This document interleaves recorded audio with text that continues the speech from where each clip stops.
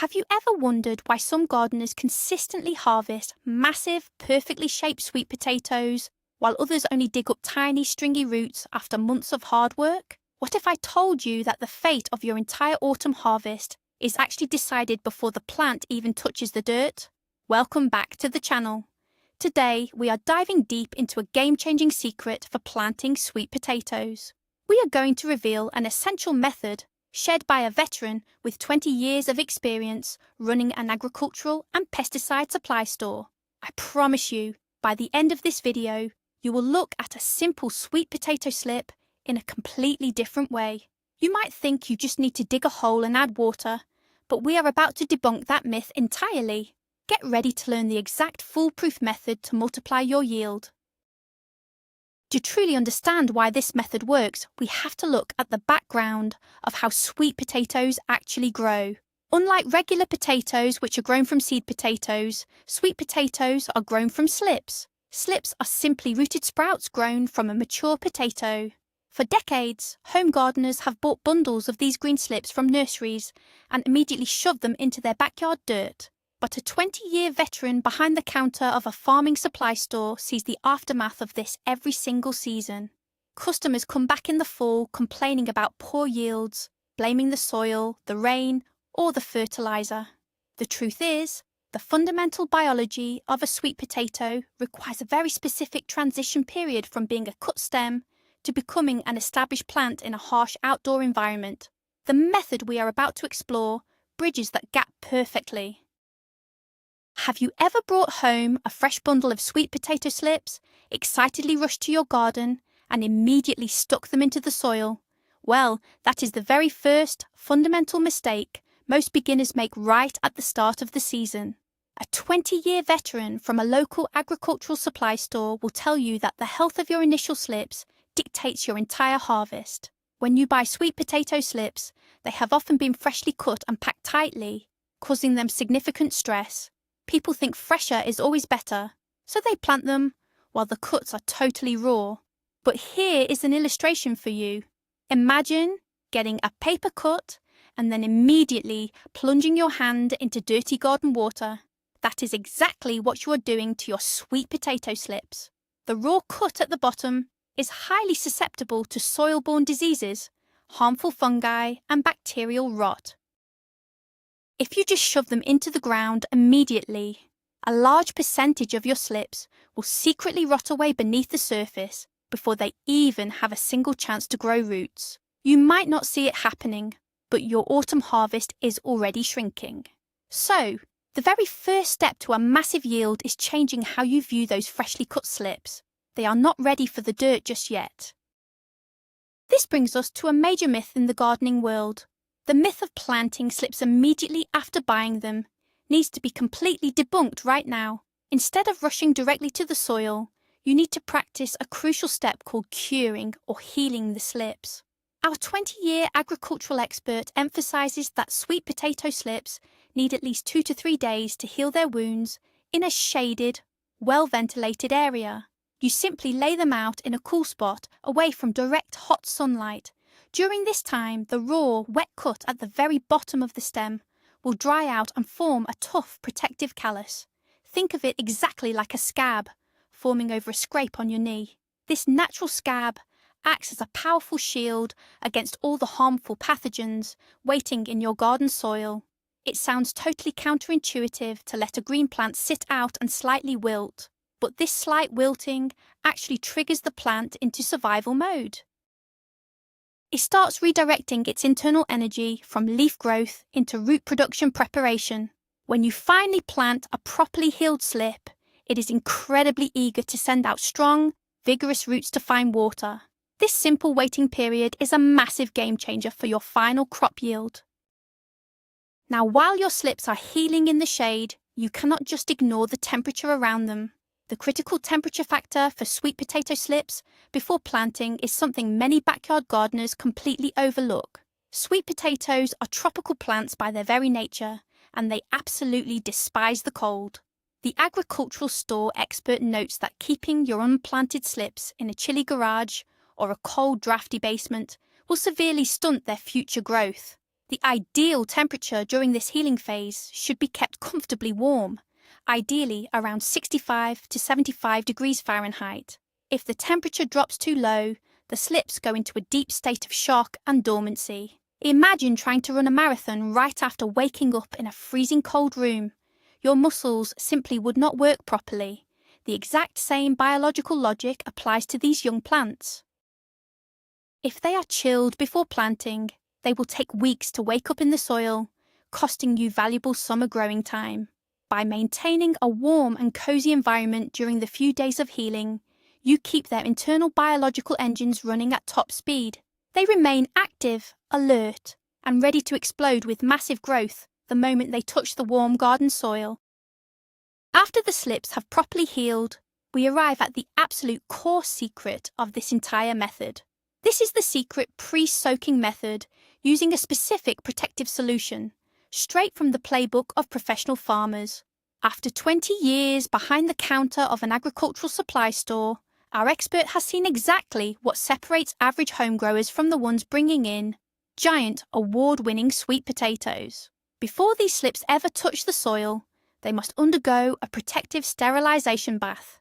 You see, even with a properly healed callus, microscopic fungal spores or hidden pest eggs can cling to the stems and leaves from the nursery.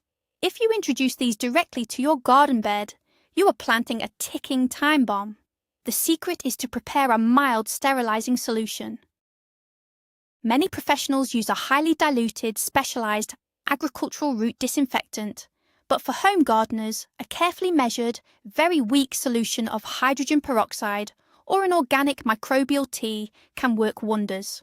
This gentle bath acts as a powerful immune system booster.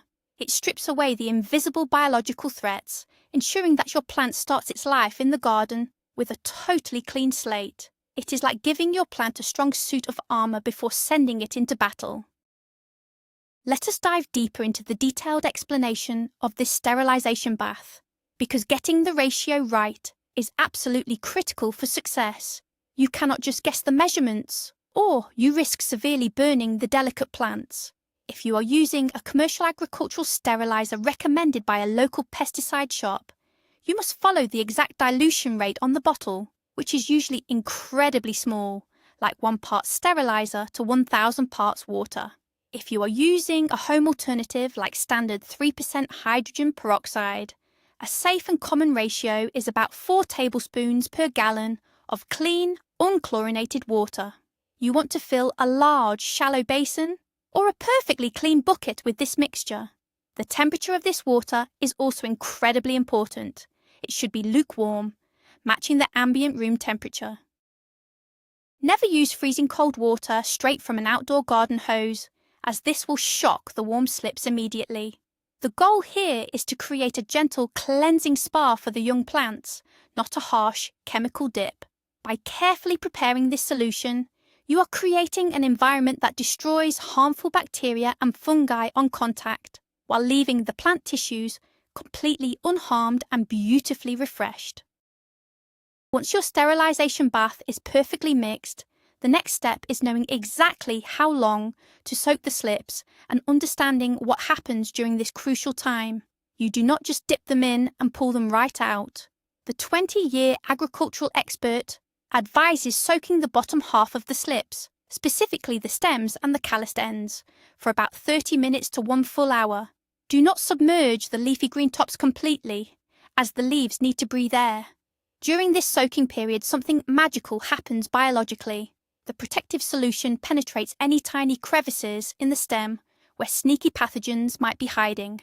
Simultaneously, the slightly wilted slip begins to rapidly rehydrate. It drinks in the clean treated water, plumping up its internal cellular structure. This deep hydration gives the plant a massive internal reserve of moisture to rely on during its first few highly stressful days in the hot garden soil. Think of a camel drinking deeply at an oasis before a long, hot journey across the desert. This 1-hour soak is the plant's final drink of guaranteed safe, clean water.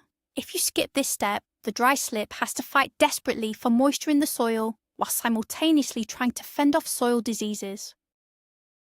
Immediately following the sterilization bath, there is one more quick but vital step: before we confidently head out to the garden bed.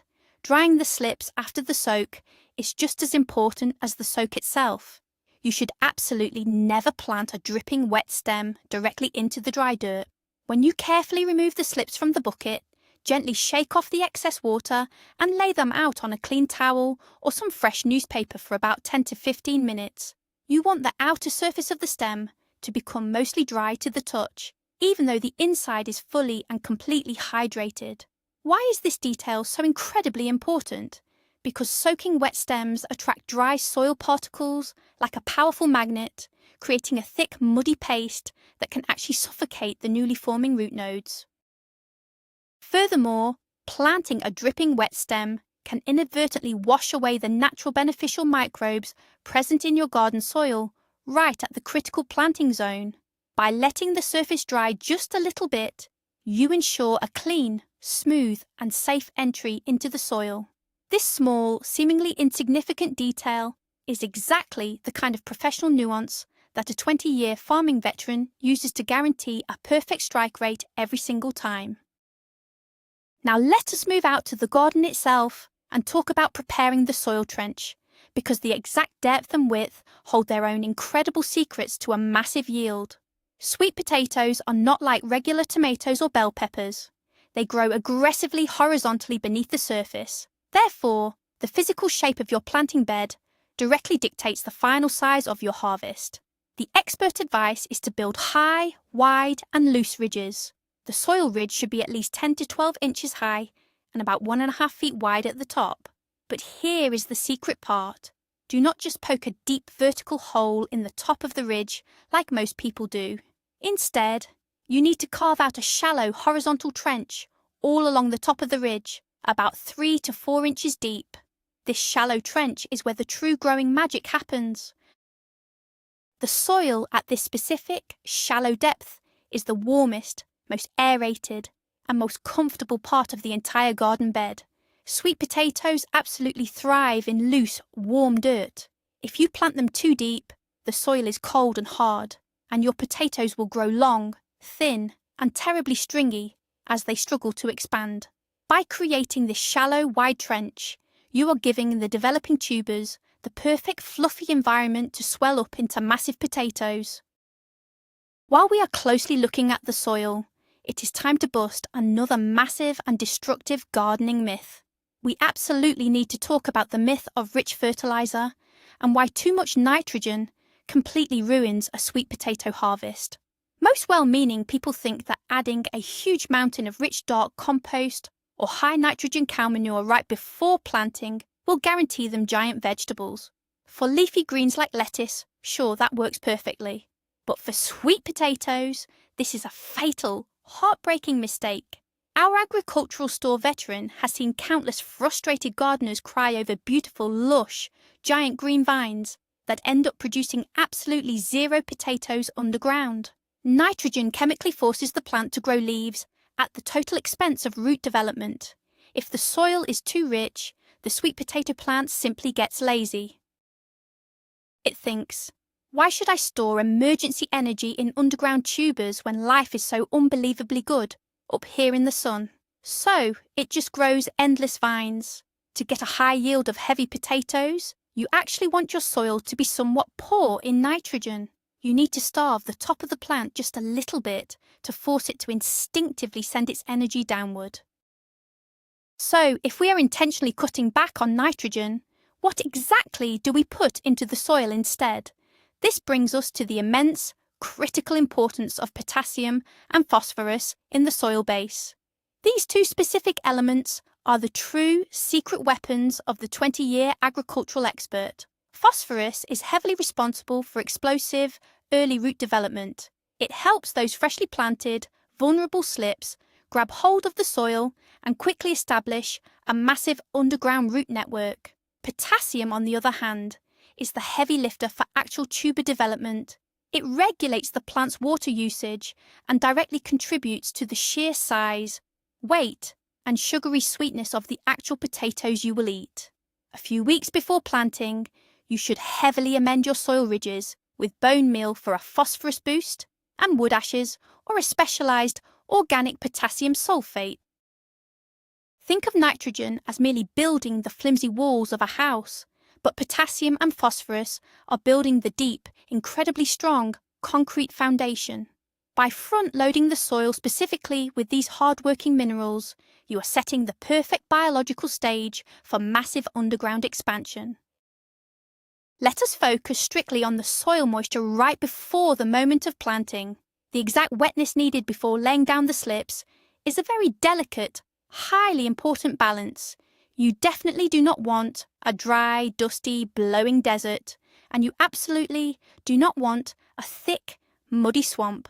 The 20-year expert golden rule is that the soil should feel exactly like a well-wrung-out kitchen sponge. When you grab a handful of dirt from your prepared trench and squeeze it tight, it should hold its shape perfectly in your hand without a single drop of water dripping out from between your fingers. When you gently poke the soil clump with your finger, it should easily and softly crumble apart. This perfect moisture level ensures that when you lay your treated slips into the trench, the dry soil does not instantly suck the precious moisture out of the plant stems. Conversely, it ensures the soil is airy and breathable enough so the stems do not drown and rot in standing water. Achieving this perfect balance often means giving your garden beds a deep, thorough watering the evening before you plant a plant, letting it settle perfectly overnight. We have finally reached the actual physical planting stage, and this is where the horizontal planting technique absolutely crushes the traditional vertical planting method. This is a massive, eye-opening realization for many home gardeners. Most people take a young plant and stick it straight down vertically into the dirt. For sweet potatoes, this results in a tight cluster of tangled, misshapen potatoes, aggressively fighting for space in one single crowded spot. Instead, you must gently lay the slip horizontally down into that shallow trench we dug earlier. You want the entire stem to lie flat along the bottom of the trench, completely parallel to the ground. Why is this so incredibly crucial for a massive yield? Sweet potatoes biologically grow from the nodes, which are the little bumps on the stem where the leaves attach. By laying the stem perfectly flat, you are placing 4 or 5 of these individual nodes at the exact same ideal depth in that warm, fluffy topsoil. Each one of those horizontal nodes will drop distinct roots that turn into big, beautiful potatoes, spaced perfectly apart. It is quite literally like planting 5 separate sweet potato plants in the space of just one. Let us get very specific about spacing the nodes, because knowing exactly how many nodes should be buried underground makes a huge difference in your final harvest weight. Our expert strictly advises that for maximum yield, you should aim to bury at least 3 to 4 healthy nodes beneath the soil surface. Before you lay the slip down, gently pinch off the leaves from the bottom half of the stem, leaving the little bumps totally intact. These bare, exposed nodes are your future underground potato factories. When you lay the stem horizontally in the trench, ensure that all 3 or 4 of these bare nodes are making solid, firm contact with the bottom of the trench. If you only bury one single node, you will only get one surprisingly small cluster of potatoes. If you get greedy and try to bury 7 or 8 nodes, the plant stretches its limited energy too thin, resulting in dozens of tiny, unmarketable fingerling potatoes that are useless for cooking. 3 to 4 buried nodes is the absolute biological sweet spot for producing a large, satisfying quantity of massive, heavy sweet potatoes. While we are carefully burying the bottom half of the stem, we must pay strict, unwavering attention to exposing the tip. Knowing exactly why the top leaves must stay above ground is vital for the plant's immediate survival. When you cover the horizontal stem with loose soil, you must leave the top few inches of the plant, including at least 2 or 3 bright, healthy leaves and the main growing tip, completely exposed to the bright sun. This top section is the plant's critical solar panel system. Even though the roots are desperately trying to establish themselves underground, the plant desperately needs to photosynthesize immediately to generate the raw energy required for that root growth. If you accidentally bury the entire stem under the dirt, or if you only leave a tiny, crushed, half-dead leaf above ground, the plant will suffocate and stall out completely.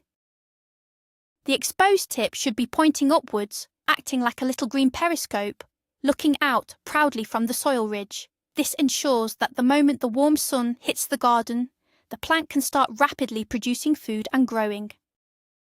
Once the slip is perfectly positioned and properly covered with soil, there is a very specific physical action you must take immediately.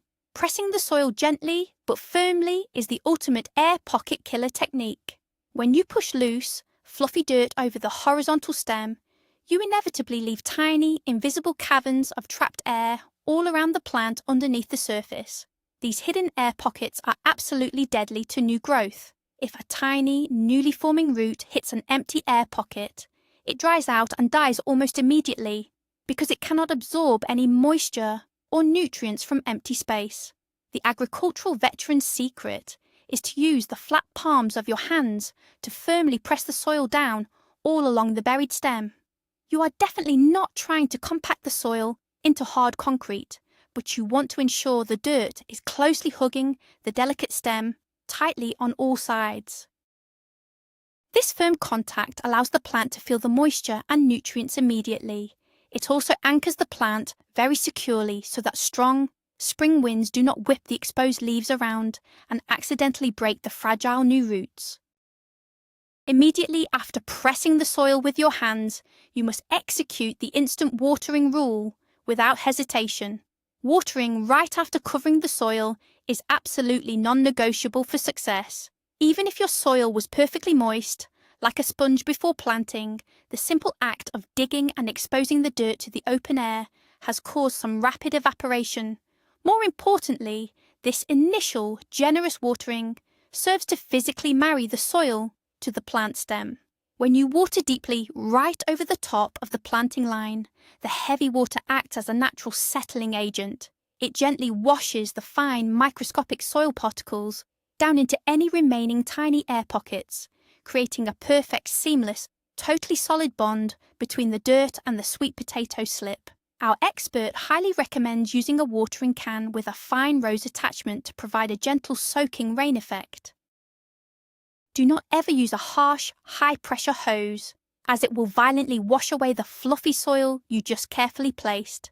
Give each new plant a generous, loving drink, watching the water soak all the way down to the root zone.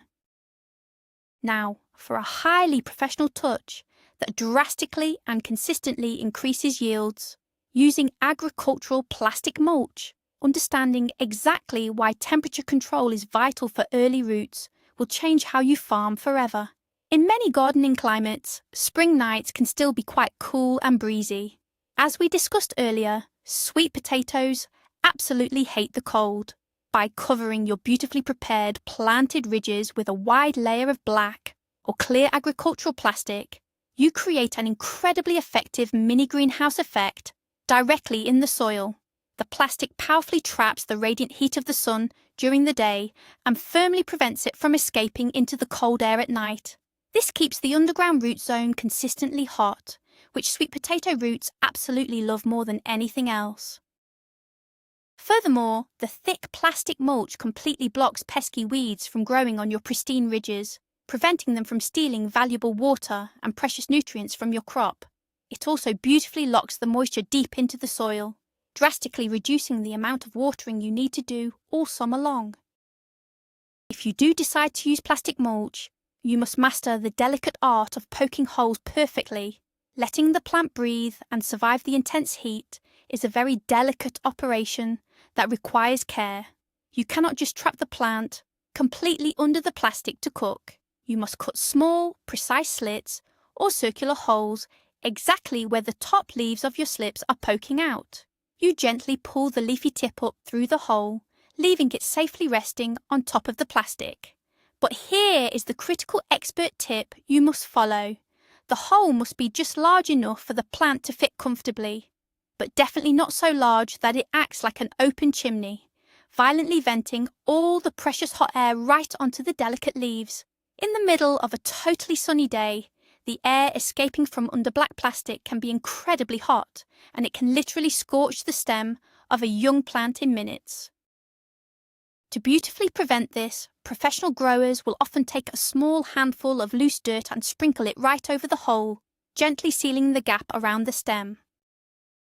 Before we can even consider the planting job completely finished, we have to talk seriously about dealing with early pests. Wireworms and grubs prevention before closing the bed is a crucial step that saves massive heartbreaks in the autumn. There is absolutely nothing worse in gardening than digging up a massive 20-pound harvest only to find every single beautiful potato drilled full of disgusting, ruined black holes. Wireworms naturally love the exact same warm, moist, beautiful soil conditions that sweet potatoes do. The 20-year pesticide store veteran knows firsthand that the absolute best defense is a highly proactive offense right at the time of planting. If you know your specific garden is prone to soil pests, working a natural, organic granular deterrent deeply into the topsoil just before planting is totally essential. Beneficial nematodes, which are microscopic, helpful worms that actively hunt down grubs, can be easily watered into the soil right after planting. By actively making the soil environment completely hostile to pests from day one, you ensure perfection. Finally, the true, ultimate test of your gardening success lies in carefully watching during the first week of observation, knowing the distinct signs of successful rooting and exactly what to do if they wilt is the true hallmark of an expert grower. For the first 2 to 3 days after planting, it is completely normal and expected for the exposed leaves to look a bit sad and slightly droopy in the hot afternoon sun. They are going through expected transplant shock. However, if you have carefully followed the expert pre-soaking and horizontal planting methods we discussed, they will miraculously bounce back and look perfectly perky every single morning. By day 5 or 6, you should look closely and see the very centre of the leafy tip start to push out tiny, bright green, brand new leaves. That is the ultimate glorious signal of victory. It means the horizontal nodes have successfully pushed strong roots into the soil and the plant is officially established. If, however, a plant remains completely wilted and crispy brown in the morning, do not hesitate for a second.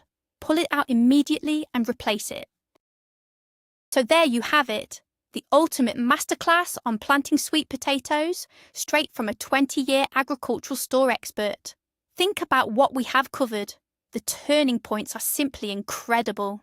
From allowing the raw slips to heal and form a protective scab, to the secret sterilization bath that acts as a suit of armor against disease. Then we revolutionized the actual planting by going horizontal in a shallow trench instead of vertical, entirely changing how the roots develop. And we learned exactly how to aggressively control the nutrients, starving the plant of nitrogen while loading it with potassium and phosphorus to force massive tuber growth. What a twist, right? Realizing that simply shoving a fresh green plant into rich, wet dirt is exactly why so many people fail year after year. It is all about giving the plant the perfect transitional environment to thrive. By implementing these professional secrets, you are guaranteeing yourself a monumental harvest this autumn. Thank you so much for watching and learning with us today. If you want to transform your garden, please subscribe to the channel, hit that like button, and leave a comment below. I have a question for you. Have you ever tried planting horizontally before? Or is this brand new to you? Let us discuss it in the comments section.